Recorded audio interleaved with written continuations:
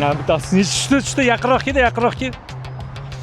78 tushdi, 78. Mana bu ham tushdi, qarang. Necha? 116 haydab o'tib ketdi, qaranglar, o'rtoqlar. Shuncha tez mana. Har bir 10 sekund, 20 sekundda bitta radarga tushyapti. Nukus ko'chasi mana bu. Do'stlar, ehtiyot bo'lamiz. Toshkent shaharida 13 ta uch oyoq mobil radar komplekslar ish olib boryapti. Bundan bittasi Nukus ko'chasida joylashgan. Hozirgi kunda piramiddan Shohmedga qarab turibdi. U tomonda ham bitta bor. 300 metrdan keyin yana bitta qo'yilgan.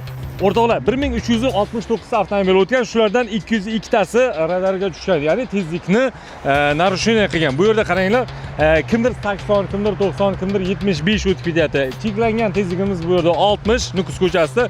Shuncha tez haydayapti. 70, 81. Shu yerda o'zida qaranglar o'rtoqlar, 3 ta, 4 ta radar, har 5 soniyada 4 ta radar. 207 ta bo'ldi, ko'ryapsizmi? Shunchalik haydovchilar narushini qiladi. Mana bu kolbata mana 141 tushdi o'rtoqlar. 141, 72, 70. Shunchalik ham tushiradimi o'rtoqlar? Har 1 sekundda, har 5 soniyada 2 ta, 3 ta radarga tushyapti. Do'stlar, bundan o'chirib bo'lmaydi. Radarga tushgandan 5 sekunddan keyin, 5-10 sekunddan keyin ma'muriy amaliyot bo'limiga borib, yana bir 20-30 minutdan keyin sizni ro'at yoki safe ro'at programmangizga o'zi shtraf boradi.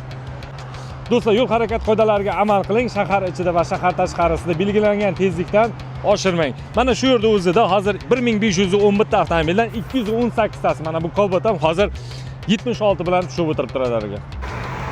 Shuncha tez tushyapti, qarang. 300 biza 5 minutda mana 5 minut 6 minut bo'ldi mana shu yerda o'zida mana bu 68 haydab o'tib ketdi. Nima qilasizlar buncha tez? 235 ta bo'ldi. Biza kelganimizda 196 dan 197 ta edi.